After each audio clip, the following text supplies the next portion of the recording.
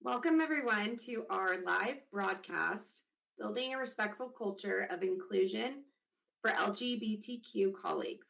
Thank you for joining us. My name is Jackie Ramage, and my pronouns are she, her, and hers, and I'll be your host for the session. Before we get started, I'd like to take a moment to acquaint you with a few features of in-event technology. At any time, you may adjust your audio using any computer volume settings you may have. Any issues with video or audio can often be corrected with a simple refresh of your browser. On the right-hand side of your screen, you'll see the icons for the chat, the Q&A, and polling. In the chat tab, you'll be able to chat during the session. The chat can be viewed by all participants in the room. Inside the room, all participants can interact in the chat area by simply navigating to the chat tab, typing a message, selecting an emoji, and then hitting send. Questions can be added simply by typing a question in the text box and pressing send.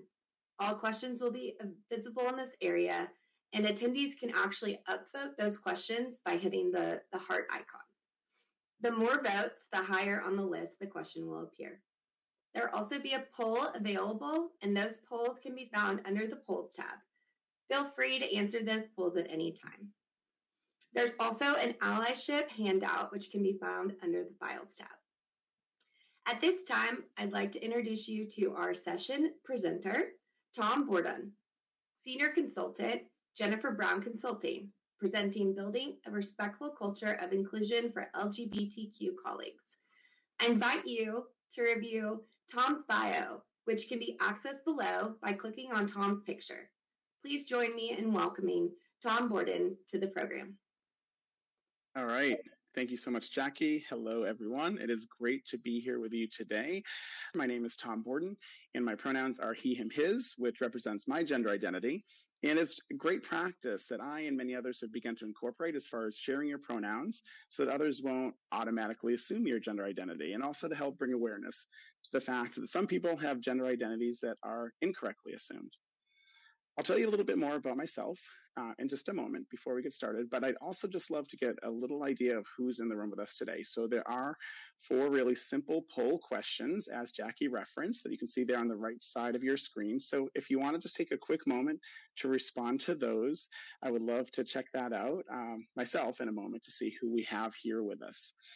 I will say a little more about myself now. I have been doing diversity, equity, and inclusion work since the early 2000s. I started within higher education, branched out to do it within nonprofit world. I've been doing corporate consulting for quite a long time, and it's really an honor to be here with you today through Jennifer Brown Consulting. I actually come to you from virtually from Australia, just outside of Melbourne, where I recently relocated last year with my family. So it's a true joy and privilege to be here with you for this presentation, as you've heard, titled Building a Respectful Culture of Inclusion and Support for LGBT Colleagues. So we're covering a lot within just an hour here, and please feel free to put your questions into the chat or question box. I will let you know it's hard for me to actually be able to observe what's going on as I'm presenting, so I'm going to do my best to make sure we reserve plenty of time at the end to cover some of the questions. So again, feel free to put them in, and Jackie will help me walk through them towards the end of the session.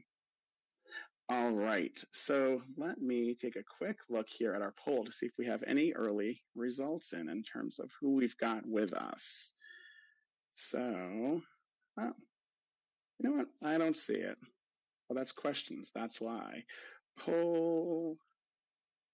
I might just skip this whole thing. There we go. Okay, 28 votes. So 89% of you are in Oklahoma. 3% in other parts of the South or Midwest, 7% elsewhere in the U.S. I'm the only international one here today. All right. How familiar are you with this topic? 20% said not very familiar, 68% said moderately, and 12% said very familiar. Okay, about 20% of our audience identifies as LGBTQ+, 79% do not, and about 2/3 of the room work in human resources. Very good. Okay. I should mention that for probably the first decade or so of my career, I did work specifically within the LGBTQ space and began branching out into many other aspects of intersectionality and social justice. And now I do broader diversity, equity, and inclusion work kind of across the whole spectrum of identities and experience. But it's really great to speak with you specifically about LGBTQ issues and colleagues. So as far as the agenda, what we'll be covering within our hour is just starting with a simple breakdown of the difference between sex, gender, and sexual orientation. We'll take a little time also just to look a little closer at the trans identity experience. We'll talk a little in terms of realities for LGBTQ people, and then we'll close out the presentation portion, really thinking about how we can ensure that LGBTQ people do feel welcomed, valued, respected, and heard, which are 4 terms that we love using at Jennifer Brown Consulting when it comes to inclusion. And then we'll close it out with a Q&A. So we've already taken a look at who's with us here today. Thank you for that. I will say there is so much when it comes to diversity. There are so many different identities and perspectives and experiences. So for today's presentation, we will briefly be touching upon sex, and then more closely looking specifically, you can see here highlighted in yellow, at gender and sexual orientation. But, I just want to point out right up front that none of us are just one or two things, obviously. For instance, I'm not just a cisgender white person or just a gay man or just a 45-year-old. All of those might be critical aspects of my identity and have a big impact on me and the way the world sees me. But even though they've shaped me into who I am, those are just many of parts of many things that I am, right? And that's the same thing for all of us. And I say that just to once again point out that even though there might be some connected experiences and similar experiences within this community, there will also be so much variety and so much diversity within the community as well, even when it comes to things such as privilege and marginalization. So it's just something really important to keep in mind as we go through this. So to begin part 1, breaking it down, and we are going to start with biological sex, sometimes also referred to as anatomical sex or just sex. What we're talking about here is essentially something that's determined at birth or even before birth based on an ultrasound. I have 2 pictures here of my kids when they were really just born, a few hours old each. And based on those alone, you wouldn't even be able to know their sex. Sex is essentially determined based on our anatomy, or more specifically, our sex organs. Boy penis, girl vagina. Ultimately, this can also be scientifically determined by chromosomes, typically females being XX and males XY. And there are other variations there as well. But, usually right up front, we say boy, girl, very quickly based on your body. And that's determined based, again, on your anatomical sex. I will say also right now, you can see here a spectrum. You can see that on the lower right. Biological sex spectrum. And you see in the middle here, intersex, which is definitely important to mention here. Intersex is a term used when there are variations in terms of sex characteristics, including chromosomes and sex hormones and genitals. In fact, it's predicted that somewhere between 0.5 and possibly up to 2% of the population are actually born intersex. So again, that's just where we're going to use as a starting point, is sex or biological sex. So if that's the case, then what is gender? How does gender vary or differ from that? Well, gender is sometimes referred to as a social construct. It's this identity that's been made up within our society, and it's something that impacts us every day in terms of how people see us, different bathrooms that we use, boxes we're put in, boxes we're asked to check off, and for sometimes it connects directly with our biological sex, but not always. So gender is complex. You can see I included another personal picture here of my 2 babies, more grown up now, a more recent picture. And I'll speak now to gender identity and gender expression. So these are ways gender can be broken down. So gender expression is ultimately how someone expresses their gender, their connection to gender externally, what we see on the outside in relation to that person's gender, what they are expressing for us. Gender identity, however, is internal. Gender identity is how you actually feel personally in relation to your gender. So we'll take another moment just to talk about gender expression. So again, this is how we're showing ourselves on the outside, how people are perceiving. Am I seeing boy or girl or male, female, or I'm not sure.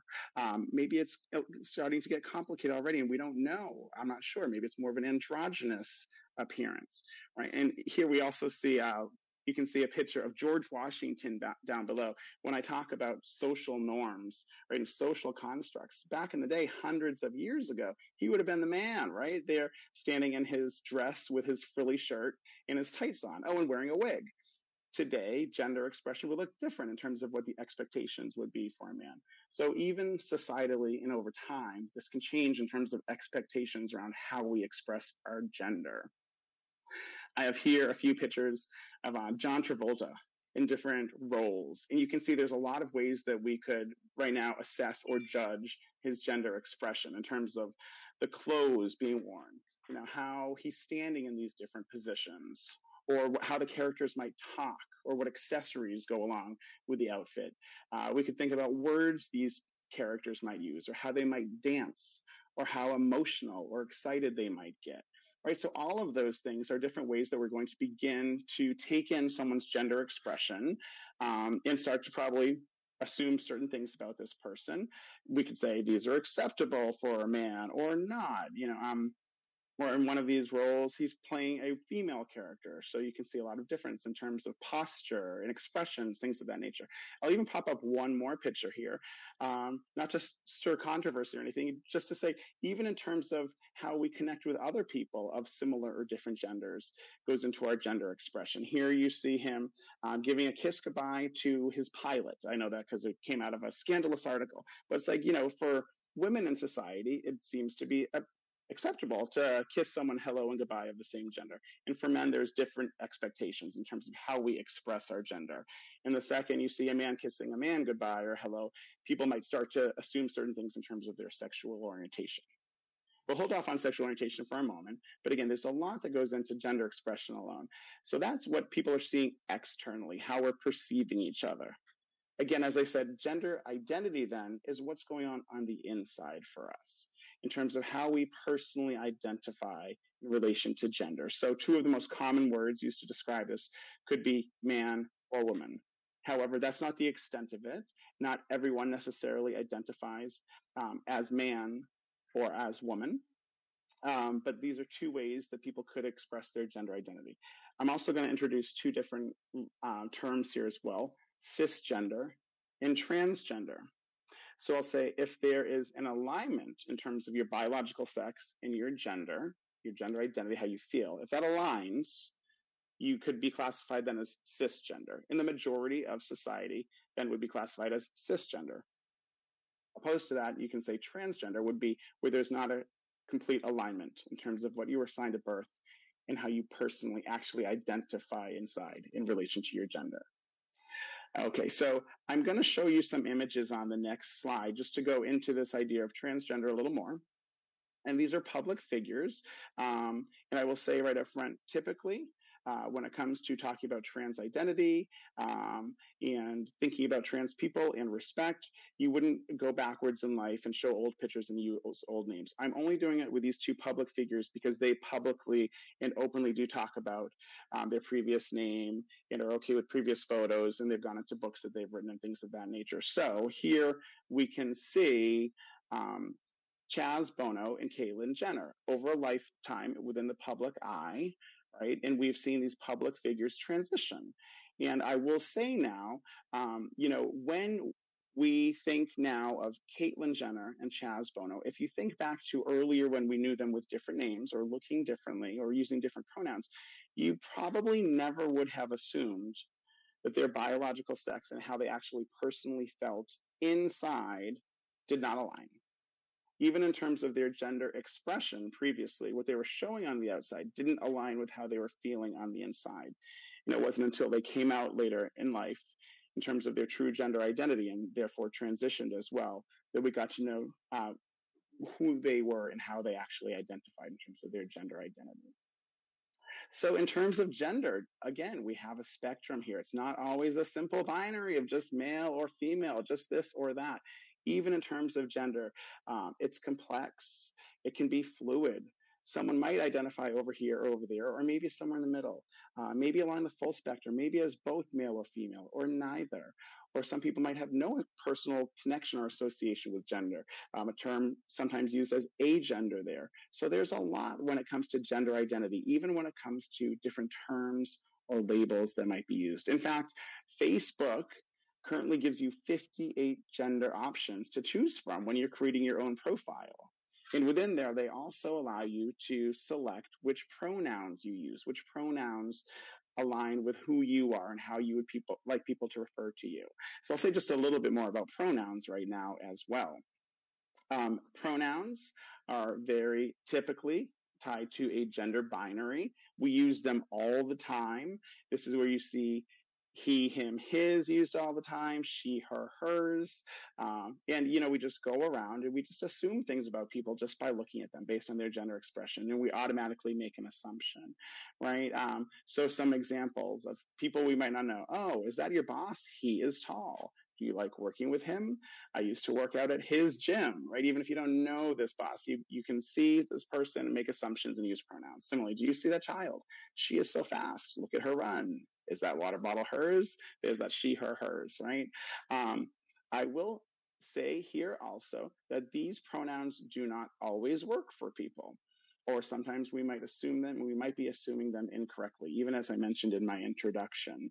So it's really important to acknowledge that while we're often going to associate or attach he, him, his to people who appear male or masculine to us, or she, her, hers as female, feminine, that is not always going to be true to a person's identity or which pronouns they use.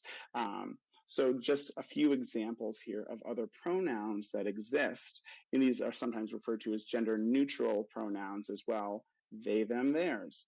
And interestingly, sometimes we use those without even realizing it, even if we're talking about a singular person, because some people say it's so hard to switch to plural pronouns, and it doesn't make sense. But we do it all the time. You're driving down the highway and someone cuts you off. Oh, they just cut me off. Did you see them do that? So sometimes we do it without even realizing it. It can take some practice in terms of getting used to gender neutral pronouns. But some other examples here that I've seen used, Z here, here's.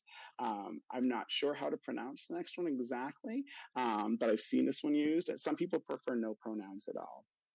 So I just wanted to reference pronouns a little more as talking about gender, more specifically gender identity. And then finally, we get to sexual orientation.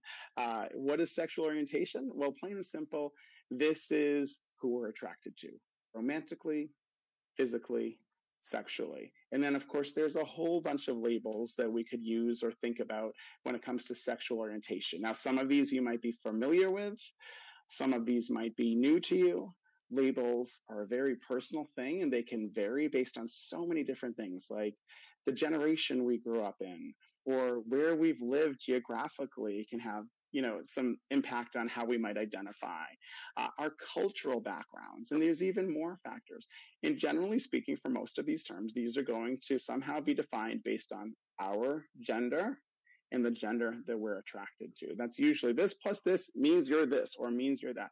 But I will say, when it comes to labels, while we're so often to want someone to give us their label or just to put a label on someone to make it plain and simple, even labels are really complex and personal, and we should always allow someone the space to tell us who they are and how they label themselves or identify if they're comfortable doing so, but never to force that on someone.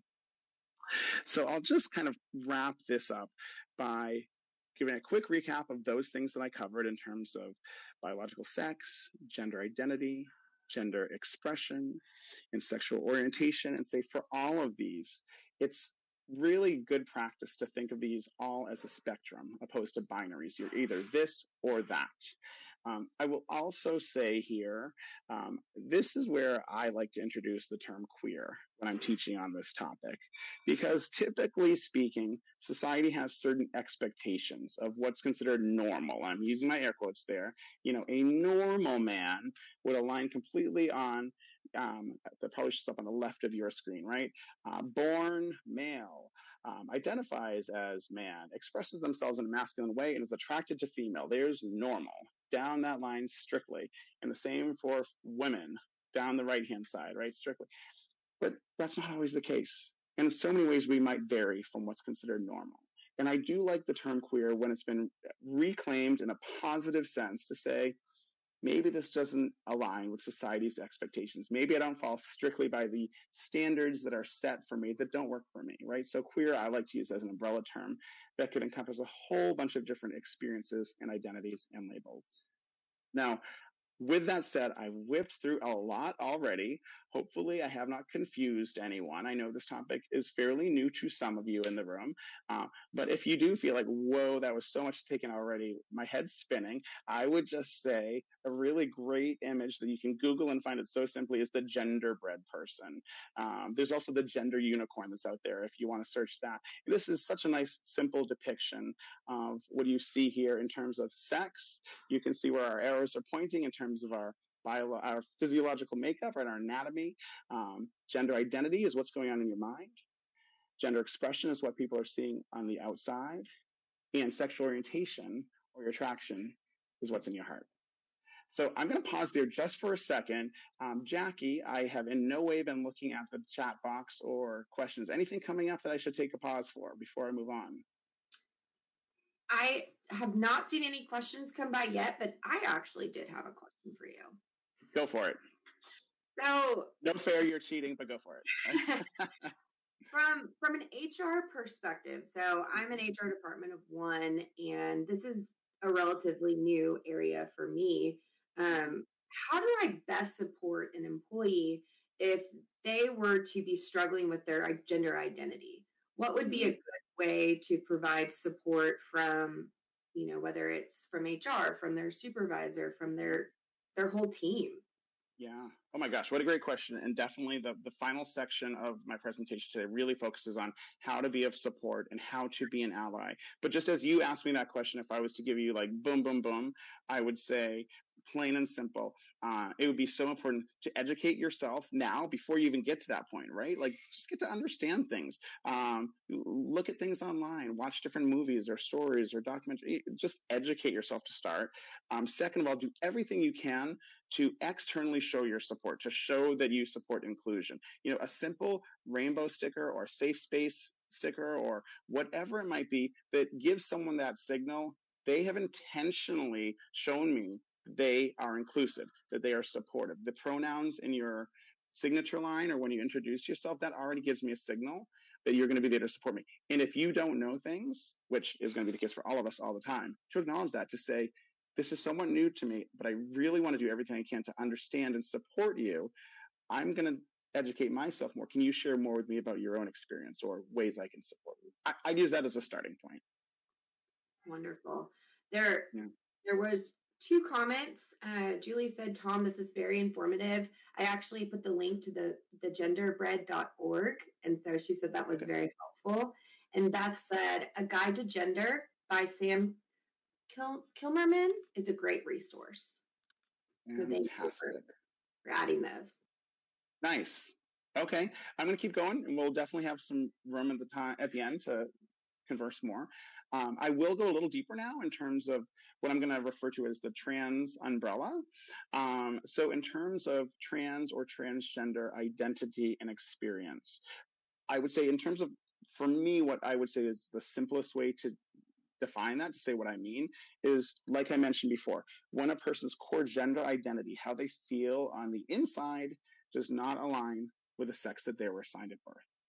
So again, the trans umbrella can cover a lot of different identities and experiences.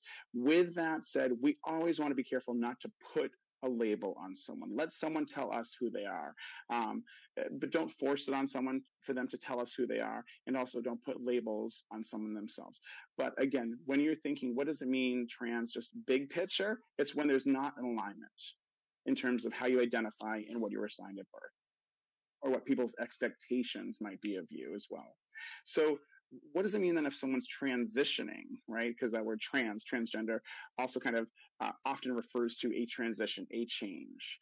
So a transition is when a person might choose to change their gender expression, what people are seeing externally, maybe their social status in terms of how we interact with people, the names we use, the pronouns we're using, socially speaking, our legal status, what shows up on our driver's license or our passport or in our HR systems, right? And even our bodies. transitioning, often people think of transitioning specifically as like a surgery or changing your body. And that is one aspect to transitioning, but there are many aspects. So that, yes, there's the medical in terms of hormone therapy and surgeries. And by the way, it's not just like one surgery and a person's now transitioned. For many transgender people, there might be multiple different surgeries. Also, psychological therapy might be something that a person goes through in terms of a medical transition. Like I said, there's the legal stuff, the change of gender markers on your legal documents, name changes, and then the social in terms of clothing, personally coming out to people, maybe your inflection in terms of your voice or changing of pronouns. Let me say, okay, that not all people who might fall under the trans umbrella will choose to do all of this or potentially even any of this, right? There's a lot of different factors that are going to influence if a person chooses to transition in some way. It could be external factors, and it might just be personally what they're comfortable with as well. But we should never automatically assume that someone who might fall under what I'm calling the trans umbrella here would definitely or necessarily even want to do some or all of these things. I'm going to refer back to pronouns again for a second, just to say that the same rules apply to pronouns that I mentioned to you before for all people, including for trans people. So some trans people might use she, her, hers, or he, him, his, or some gender neutral ones. It's always just a personal thing, what resonates for a person. It's our job to respect that and to use the pronouns that a person would want us to use. So hopefully you can have some type of opportunity to get to understand what those are. It can be challenging sometimes to get it right, particularly if there's a person who might be in transition, right? And you're not sure which pronouns to use, or maybe they've just come out to you as trans and you've been referring to them with certain pronouns and now you're not sure which pronouns to use. You use certain ones publicly versus other ones privately. Do they want to switch to a different pronoun set now, or maybe not yet? And also, do they want to go to the opposite, maybe go from he, him to she, hers, or does that not resonate? Are there other pronouns they might choose to use? Again, it's always so important and helpful to meet a person where they're at and to let them inform us what matters to them, what resonates for them, what's respectful for them. In terms of misgendering people, it happens all the time. When you realize you have done it, it can be really embarrassing. And I think we've all been there where it's been hard to remember, or we get it wrong, or we're unsure. So I would just say some pointers here in terms of avoiding misgendering. Do your best to try not to just automatically assume. I mean, Jackie, to your question again, what a great practice, just in general, out of respect, and to never put someone in an awkward position, just to introduce ourselves or put it in our signature line. It's becoming more and more common. You're seeing it all over the place, which I think is great. You can try to pick up on cues. You can listen to how that person might talk about themselves or how others who are close to that person talk about them, refer to them. That could oftentimes help you. You could create more opportunities for people to share their pronouns, like I've just referenced, in emails or when you introduce yourselves or in name tags. Or if you're unsure and it feels important for you to know, you can carefully ask. If you are very unsure, I'm guessing the person on the other end of that is probably used to that and has experienced that before, if their gender pronouns are not completely clear to you or others. But if you're going to do it, do your best to do it privately and respectfully. And for instance, you might say something like, I hope you don't mind me asking, but I don't want to make an incorrect assumption and I want to be respectful. So may I ask which pronouns you use? I'm not going to lie, it can be very uncomfortable and scary to ask a question like that, even though it's done out of respect. But I would again say, go in with the right intentions. If none of your other cues have helped you, then I think it might get to a point where you can ask out of respect. And I'm guessing, generally speaking, it would be positively received if you can. Okay, we can definitely talk more about pronouns and the trans experience towards the end. I will pause just again for another moment. Jack, anything pressing that I should address right now before I move us on to the realities and lived experiences of LGBT people? So did you see my question that I had copied? No, I haven't seen any questions. Nope. Sorry. It was exactly what you just answered. It said if someone for the first time and you mistakenly address them. So I did write down what you said, so I will share that back in the chat. But Yeah. there was another question. Oh, Jackie, let me just quickly say, if you get it wrong, though, because I heard that in that question too, like, what if you misgender a person? I would say, don't make a big deal out of it. Don't like linger there and make it more uncomfortable. A quick, oops, sorry, correct yourself, move on. I think the more you linger and make a big deal out of it, the more uncomfortable it gets for everyone involved. I think just a respectful apology, get it right, I'll do better next time, or I'll do my best not to get it wrong again, and move forward. So we did just have a new question in line with the pronouns. So Britton asked, how do you suggest asking people about their pronouns if they don't understand the practice?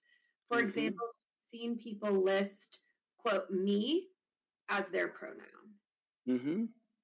Yeah, that's a pretty big one that we could dive into quite a bit. You might have heard in the beginning. I'll try to go copy paste the language that I sometimes use because I have it somewhere in terms of when I introduce myself. If you want to steal it, I've borrowed it from others as well because I sometimes when I try to explain it myself without having really thought, why am I saying it? How do I get my point across quickly? It can be hard in terms of why we might begin to introduce ourselves with pronouns. So really, more than anything, it's an educational opportunity to say pronouns matter. They're not always what we assume. I'm gonna, show my approach to inclusion by introducing myself with my pronouns. I guess that wasn't worded all that great, I like that approach to inclusion. But what I would say is sometimes people make a joke out of it, a ha moment, right? And that really kind of irks me a little. I'll be honest. And sometimes I actually address it because for some people, it can be a really serious thing and a painful thing. And for people to treat it like, oh, silly, haha, why are we doing this? Or, oh, you can call me, hey, girl, hey. Like, I hear that even within gay community, right? It's like, it's not always a joke, right? Or it's really not a joke at all, particularly for people who get misgendered or where gender is complex or where they're dealing with a lot of oppression based on their gender, right? So part of my goal is to really just respect that process and educate people in terms of why we might introduce ourselves or share our pronouns. Okay, I'll try to get that language and copy paste it. Sorry, what's that? No, you're good. You're good. There is one more question that I feel like can tie into that last piece you were just speaking to. Alicia asks, how can we help educate leaders who are from a different generation that don't believe in, quote, what they say gender identity? Yeah. That is really hard, and it doesn't happen overnight. Oftentimes, when something is personalized, when people understand someone else's experience or struggle, I think that's often the fastest way to go from someone's heart to their mind, right? In terms of it clicking. I actually, for a few years, ran a big chapter of PFLAG at Greater Boston PFLAG, and that was really our educational approach, was people going in and sharing stories. I share a resource slide at the end of this presentation, and there's at least 3 different PFLAG chapters I know of in Oklahoma. Not all of them go out there and do a lot of education and panels like we did in Boston, but really to find whether it's employees, oftentimes you'll have staff who might be parents of transgender or gender nonconforming kids, if they are willing to share. But gender is, as I refer to, complex. It can be very painful, a huge hardship. I'm not going to go into a lot of statistics around this today, but when you look at the disparities that exist, and even things in terms of, I'm going to go to a topic that can be even triggering, but self-harm, suicide ideation, people taking their lives. This is a community that is really the most vulnerable when it comes to that, based on all of the hardship that is out there and that comes at them. So it's a very serious topic. It's one societally that we're finally beginning to understand a little better, and talk about and educate people on. And even within the LGBTQ community, there's a lot of insensitivity and misunderstanding there. So we all have a lot of education to do around this. And I would say, take the time, particularly as HR individuals who care, like, educate yourself, find your allies, find resources, and think of approaches to moving the needle in terms of your leadership as well. So, I'm Wonderful. going to go into the lived experiences now of LGBTQ people. I have so many more slides on this that I didn't include here, sadly, just because of limited time. I'm really just going to focus on two areas here. One is based on legal protections. And I have two slides here. One's focused on the state of Oklahoma, and one is on federal protections. Now, it's interesting. There's 10 different areas that I'm going to show you legally. I did a similar presentation to this a few years ago for the state of Connecticut. It was a government department. They wanted to do a training on LGBTQ experience. And when I showed these protections, the state of Connecticut at that point in time had 9 of 10 of them in place. I'm going to show you now the state with the situation in terms of the state of Oklahoma, and it's a very different experience. So we're looking at different things that have legal protections around them in terms of discrimination. For instance, when it comes to housing, right? If you're renting or living somewhere, can you legally be discriminated based on your race? No. Based on your sex? No. How about based on your gender identity and sexual orientation? Yes, in the state of Oklahoma, you can legally be kicked out. Someone can find out you're gay, trans, kick you out. There's no legal protections or repercussions. In the state of Oklahoma, same goes for employment discrimination. You can legally be fired for being LGBTQ and for no other reason. They can fire you and there's no discrimination protection there. Sadly, this is the case for 9 out of 10 of the things that you see here on this slide where there's either no support or no protections. Public accommodations, if you're not familiar with what that is, that means to be able to be in any space that's open to the public. Can you legally be kicked out because someone doesn't like your gender expression or someone doesn't like that you're queer in some way? Yes, there's no protections around that. Public accommodations includes restaurants, movie theaters, hospital emergency rooms.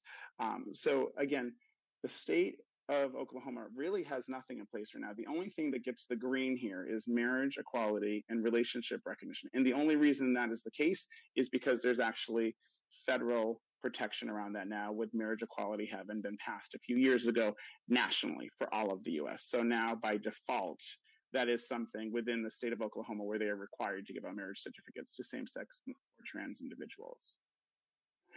Federally, we're not doing much better. Federally, there's only 2 protections in place. As I just referenced, there is marriage equality now federally, which we gained a few years ago. And then the other thing is hate crime laws. So interestingly, you see that federally, you don't see it in Oklahoma.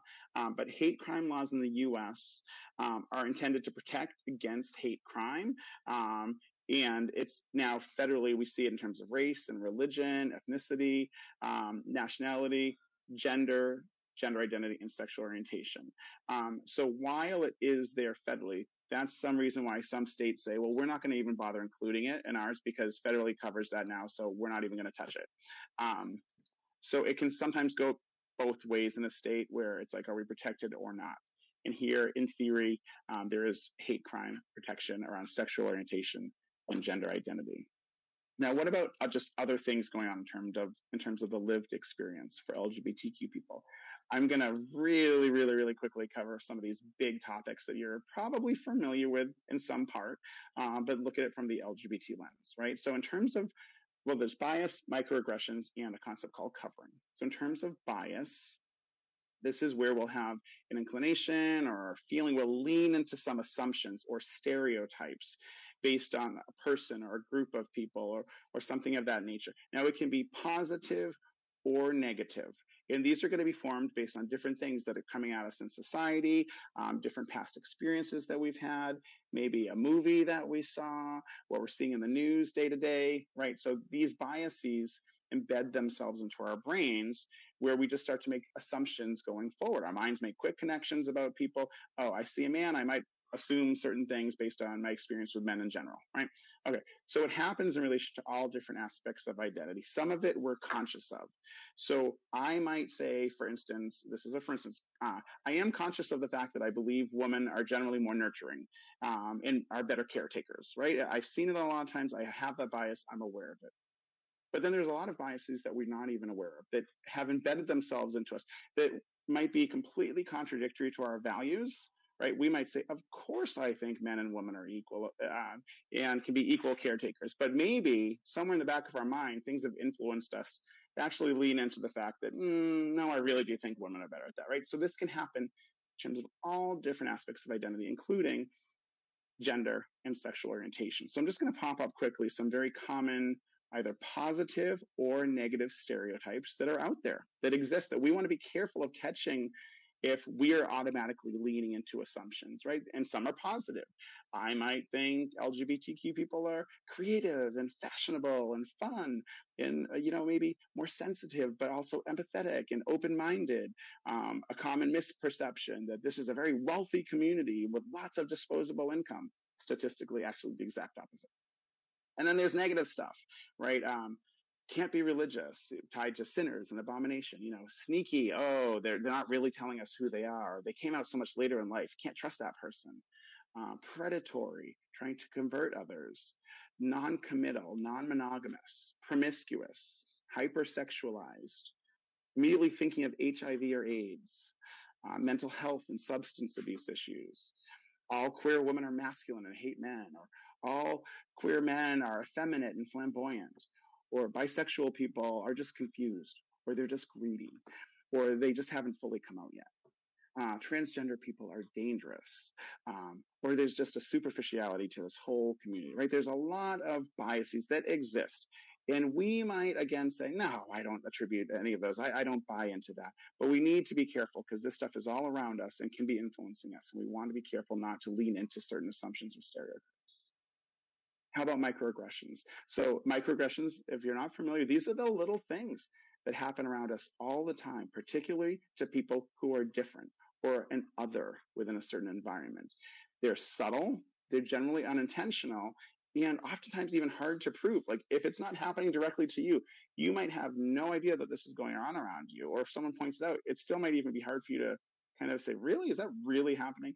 But even though they're small in nature, they have a big impact on the people who they're happening to, especially if they're happening frequently. So these are things like, the person who's different in some way, whether it's a person of color, LGBTQ person, a person with a disability. These are the people who end up not being asked the same questions, even if it's like, how was your weekend? How is your family? Maybe you feel less likely to be included or you feel invisible. And that could be in conversations in the hallway, who gets asked out for drinks with the group on a Friday night, who's getting special assignments, right? Maybe your work is under more scrutiny because you're different and that difference stands out. People are a little more skeptical of you, right? Or automatic assumptions being made, or people being taken less seriously. That person who's gender nonconforming, whose gender changes so frequently in terms of the way they express themselves. I don't take that person seriously. Maybe you're treated as an anomaly, or more mysterious, or complicated, or just difficult. Why are you always finding something to complain about? Oh gosh, what's happened now? Really? Another complaint you're bringing to HR? Maybe in general, people are just less comfortable around you. So these little things that you might not recognize if they're not happening to you, they really compound and have an impact on people. So some specific examples that just often happen to our community, referring to an LGBTQ person's sexual identity, sexual orientation as a lifestyle or their preference. That stings. When I hear it, I don't like it. It makes it sound like a choice, which I think pretty much anyone in the community is going to tell you, this isn't a choice, it's who we are. Having pity on someone because they're LGBTQ. Always saying like your husbands and your wives, rather than more inclusive language like your spouses or your partners. Or automatically assuming, oh, Jackie, do you have a husband? No, I don't know Jackie. I'm just saying that as an example of something people often do, is just make an assumption, right? Assuming LGBTQ people aren't parents or being surprised to discover they are. I experience that all the time. Allowing the use of terms like that's so gay, just not speaking up or saying, oh, they don't mean anything by that. Acting insulted or offended if someone assumes you're part of this community. Not considering LGBTQ-friendly venues for employee outings or events. Or if someone points something out to you, go, oh, it's fine. I talked to the manager. They're fine. Long enough. Asking straight coworkers about their personal lives, but never asking LGBTQ colleagues. So just different things to consider and look out for. And then finally, covering. And I'll just say plain and simple, covering is this concept. It's essentially the opposite of being able to be your true, authentic self, right? We say, be yourself, bring your full self to work, come as you are, bring your diversity and diversity of thought to the table. Well, so often in the workplace, that doesn't happen. There's a lot of covering behavior that exists where people, for various reasons, various bias and stereotype that's all around us prevents people from being who they are, all of this stigma. So there are certain things that are obvious that we can't hide, but there's certain aspects of ourselves that we might hide. And this is where people are keeping things intentionally below the waterline to avoid stigma. So different examples of covering behaviors. Well, first I'll say, look on the right-hand side of the slide. This is a big report done by Deloitte. And like I said, they found a lot of covering takes place in the workplace, like a lot. But I will just point out quickly in terms of those numbers there, the highest percentage is amongst, here at this point in time when they did this survey, they only asked the terms lesbian, gay, bisexual, which is why you see LGB there. But instead of TQ also, but 83% of people who identified under those labels reported that they can't be their true selves at work. Now, whether that means they're completely closeted or there's other ways that they might just keep parts of themselves internal, it's happening a lot. So, it could be appearance-based in terms of just I have to present myself in a very different way at work so that I fit in. It might be affiliation-based, where you're really working hard to avoid certain behaviors or stereotypes connected to an identity. So someone might avoid dancing with their partner at a work function, right? Or avoid bringing a date altogether so they're not seen as too gay by their colleagues. It might be advocacy-based in terms of covering, where things might be said all the time and you hold back, you bite your tongue, you don't speak up. Because you don't want to be seen as overly sensitive or a radical liberal or whatever negative label someone might attach to you. And then finally, association-based, where you might just completely hide parts of your identity. And as we know, many people in the LGBTQ community do stay closeted for many different reasons. And interestingly, this is so prevalent in the workplace. HRC did a national survey a few years ago, and over half of the LGBTQ workers were still closeted at work. A quarter of the respondents said they still hear negative comments all the time in the workplace. A fifth of them were currently looking for a new job because they couldn't be themselves there. And then there was this huge thing in terms of double standards where they said there were all these people in the workplace who said, oh, of course we welcome you, we're open. But then they would never be asked about their personal lives, or people would say, but I just don't want to hear about, who you're dating or your love life. Right? So totally these double standards that exist in terms of actual inclusion. So what do we do with all of this? Well, I'm just going to really quickly whip through. I have quite a few slides here, and everything else you see is actually a handout that you can take with you in terms of ideas, how you can support your colleagues and just LGBTQ people in general.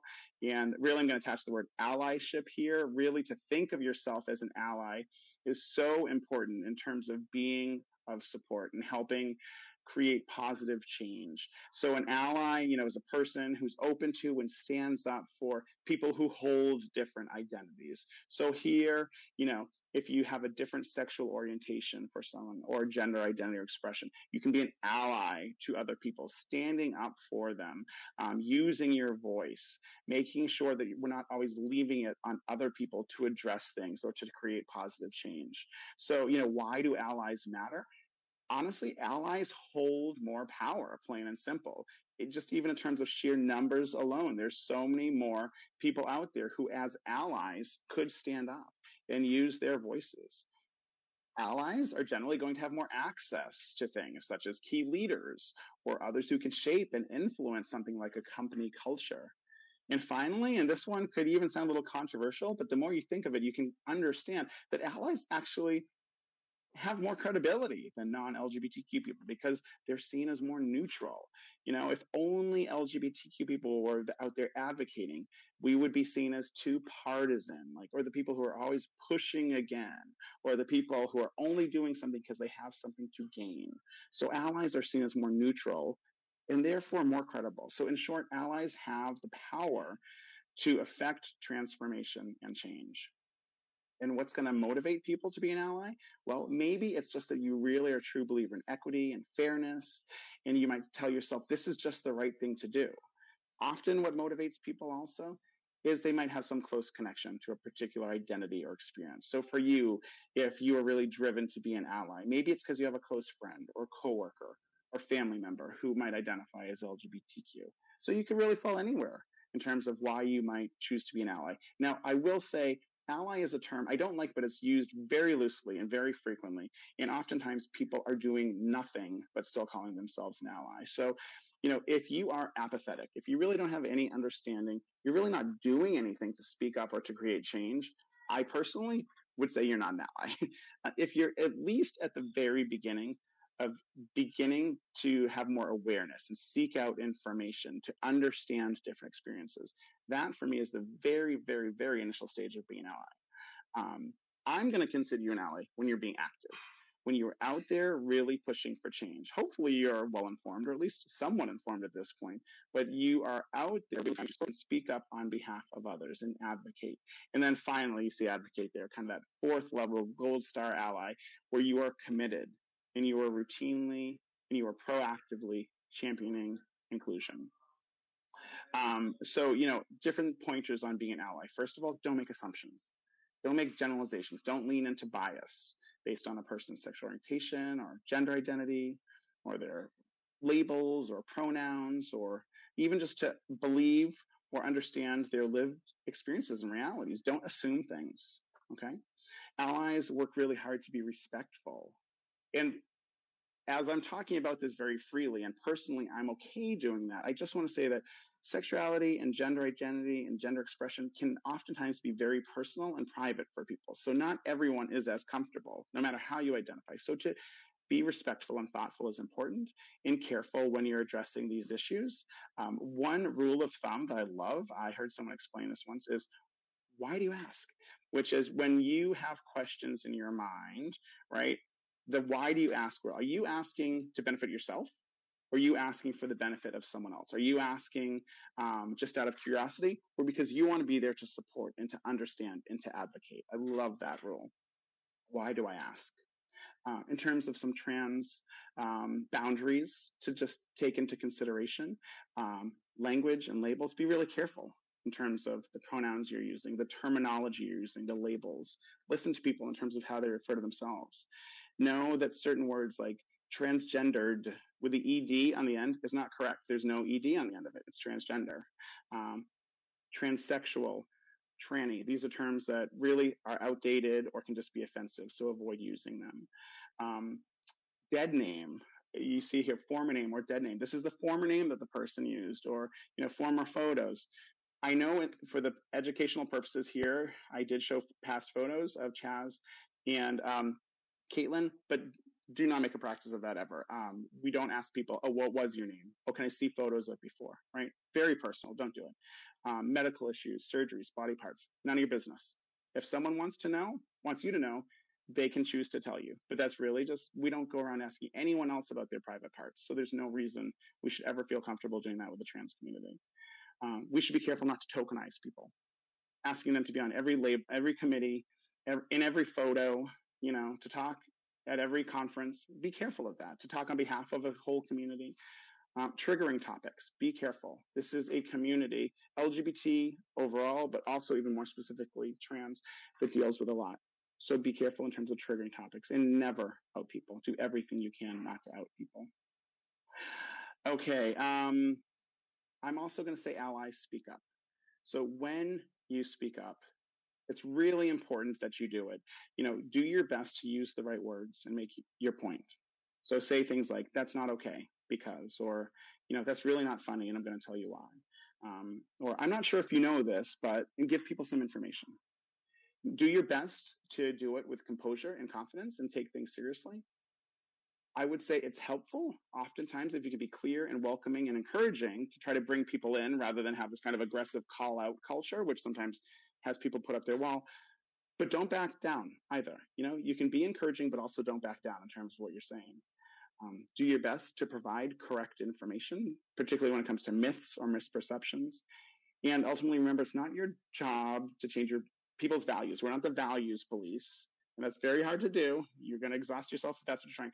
But yes, we can really work on influencing better behavior and also adding knowledge and insight to people. So hopefully, maybe on their own, they'll come to different conclusions if they're currently in a negative place. So I'm just going to close with two final things and then take any more questions. One is definitely familiarize yourself with resources that are out there. I've posted some here that are Tulsa or Oklahoma specific, just some images. Just do a quick Google search, Oklahoma LGBTQ resources, lots of stuff's going to come up. Or you can go to this okeq.org, which is fantastic. I mean, they have so much going on just at this LGBTQ center alone, and then they also will refer you to other resources as well. So that's really important in terms of knowing your resources and knowing what support's out there and knowing how to direct people to good resources.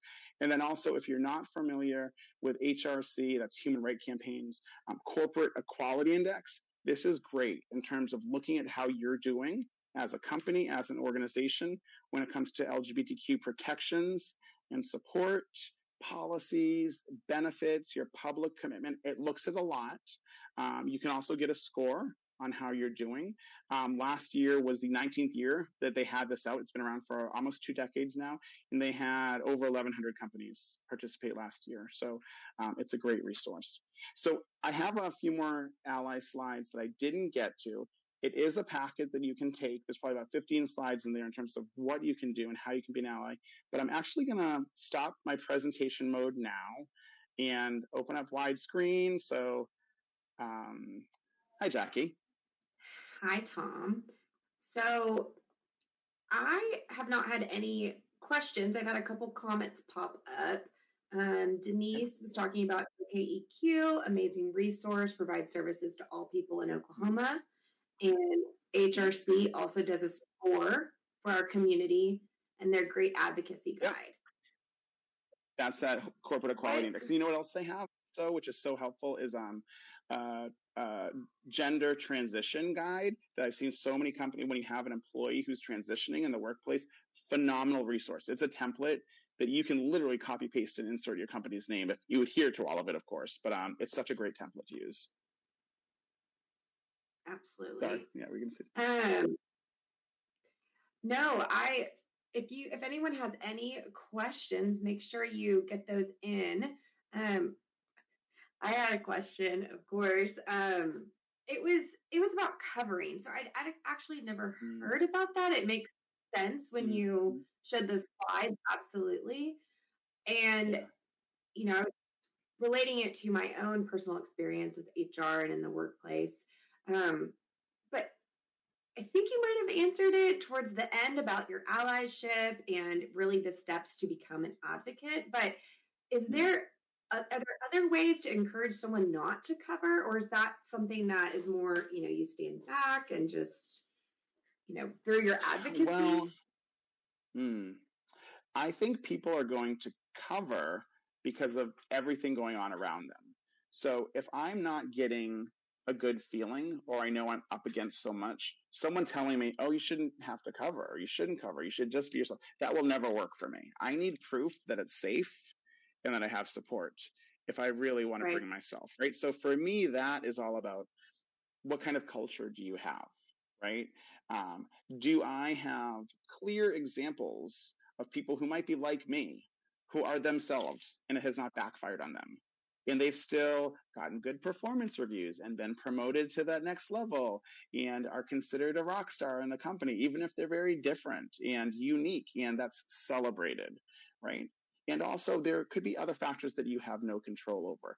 You might have, sticking to the identity of LGBTQ, you might have people who are closeted in the workplace, but they're also closeted outside of the workplace. Maybe they have a very homophobic or transphobic family, right? Maybe they know, here you go, Oklahoma, I can be fired. It doesn't matter if you're telling me I'm safe, I can be fired. I could have a boss who decides to turn on me, and even if I try to prove it, I have no legal repercussions, right? So this is why also in terms of advocacy, we all need to be standing up and doing so much in terms of creating change and showing support. So I would do everything you can to be of support and to be a resource, but I would not attempt to push people to lift those covering behaviors. I think you got to work with the whole system. So we do have a couple questions that are now popping up. So one from And just Teresa. time check. It looks like we have a minute, so do we get cut off? I just want to. No, we have until we You have a got couple control. extra. So if you do need to hop out, you can, but we do have a couple more minutes. I did check with our tech. So uh, from Teresa, what suggestions do you have on how we can do better in our schools to support the LGBTQ students? Schools are tricky. And at Greater Boston PFLAG, we worked with tons of schools, and that was in Massachusetts. Um, and we had a governmental system that was very supportive of addressing bullying, acknowledging LGBTQ experience. There are some nuts that are hard to crack. There are some school systems, some superintendents, some systems where there's parents that are going to do a lot of pushback, and it can be really hard. I'm actually working with a school right now that's saying a lot of the right things, but then you get inside and the actions aren't really showing up. And people are like, you're telling me it's safe here and you're inclusive, and I'm not experiencing that. I would say start just by finding your allies internally, whether that's certain parents or certain teachers. Understand those systems, understand who is in there, who holds some power and the ability to create positive change. And this isn't about being radical. This is about protecting children. This is about looking at numbers in terms of self-harm and who ends up dropping out of school or becoming homeless or dealing with substances because of the hardship that exists and never feeling like you fit or you're accepted. How do we create an environment that is inclusive and celebrates diversity? And that's where I will often become the most vocal and push back the hardest. I don't care really, what your religion tells you or what your personal values might be. Our job is to protect and care for everybody. And that's where we need to start. Absolutely. Great advice. We do have another question from Alyssa. She says that if a company wants to start the inclusion discussion, what do you think would be the best way to introduce this? A survey, scheduling a training, start with smaller discussions? Mm-hmm. Yeah. So generally, I think a really helpful place to start is leader buy-in. If you try to do this work without leader buy-in, it can feel impossible and very scary and hard to get anywhere. On the other hand, if you have leader buy-in, you get all the opposite positives of that, but also you start seeing leaders modeling better behavior and people feeling like, I need to fall in line. I need to learn more. Okay, this is our culture. So if this isn't who I am, maybe I don't stick around.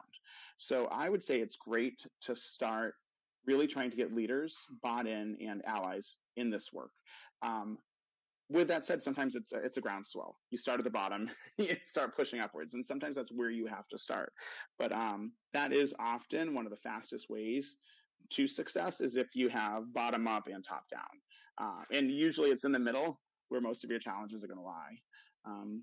Also education, with getting the buy-in, you need people to understand what we're talking about, why this matters. There's endless research out there in terms of business results, which I haven't gone through in this particular training today, but increased performance, discretionary efforts go way up if people feel included. Engagement levels, people stick around, your retention rates are going to go way down in a positive way. So there's so much business sense to this. So oftentimes that's the ways to get leaders to say, okay, I got to catch up. And also, by the way, a lot of companies are losing business because they're not prioritizing this. I see that happening all over the place. If your company is not experiencing that yet, chances are good at some point that's going to start. Very good. It's trending. Inclusion is trending. Yeah.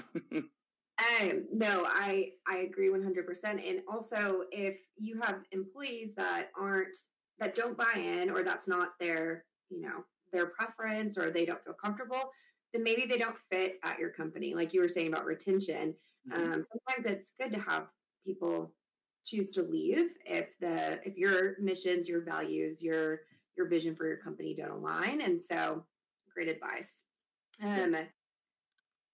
Okay. I have two more questions. I know we do have just a couple more minutes. So let's see. It says, I might be incorrect, but I thought that there was a law that was passed at the federal level that covered the LGBTQ community concerning employment protections. Nope.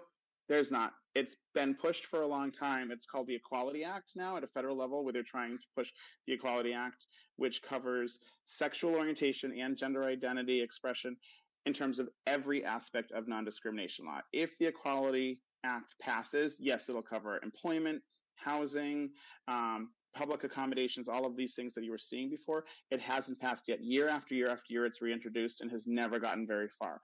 It is already in talk this year. I can't remember how far it's gotten, but it has not yet fully passed. Once it does, I think that's going to be our road to having full employment protection plus all aspects of non-discrimination protection, which would be amazing to get it done in one full swoop and stop having to do state by state, law by law, issue by issue. So that'd be amazing once it happens. And if I'm wrong, I apologize, but that's my up-to-date understanding of this. Yeah. That is my understanding as well. That doesn't mean that you can't, and you're, as an HR professional, have that in your handbook as a part of your policy.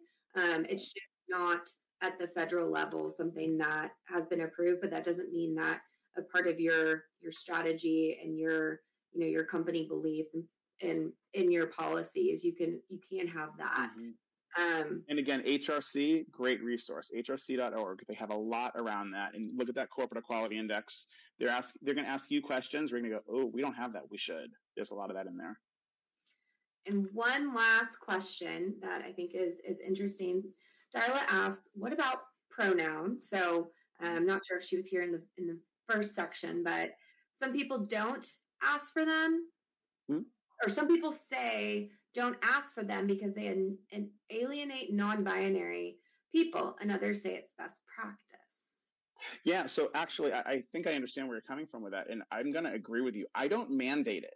If I'm teaching, I don't say, go around and please tell me your pronouns, because particularly if maybe you would surprise people by sharing your pronouns and they've got it wrong, but you're not comfortable yet coming out. Maybe it's not aligning with your gender expression. Maybe you're in transition and people don't know that. So it can be sensitive. So I like modeling it where I share mine, again, to show inclusion, to recognize that we don't always know. But then I say, and if you'd like to share yours, please feel free to do so. That's generally how I model it. I would never say you have to put your pronouns anywhere. Absolutely. And like you said, I think it's something that, even for me, something that I haven't done, but, from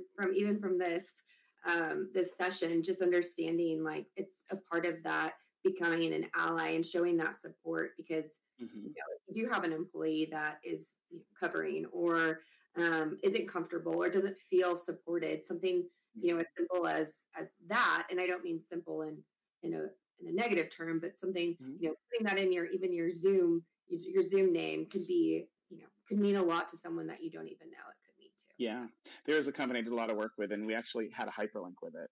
So it was like you could click that and it would take you to a page on their website to say, why are we talking about our pronouns? And it was just so great. It was really cool, saying a few key points around why pronouns matter, how we often make assumptions, and that's not a good practice. So you could use it as an educational opportunity as well, and a sign of inclusion for sure. Great. Well, I think that is a wrap for our questions. So I'm going to close us out here. So on behalf of the ROI Planning Committee and our sponsors, I'd like to thank Tom and all of you for participating in this event. This concludes our session, and we look forward to seeing you all tomorrow. Thank you, and enjoy the rest of your day. Thanks, everybody. Great being here with you.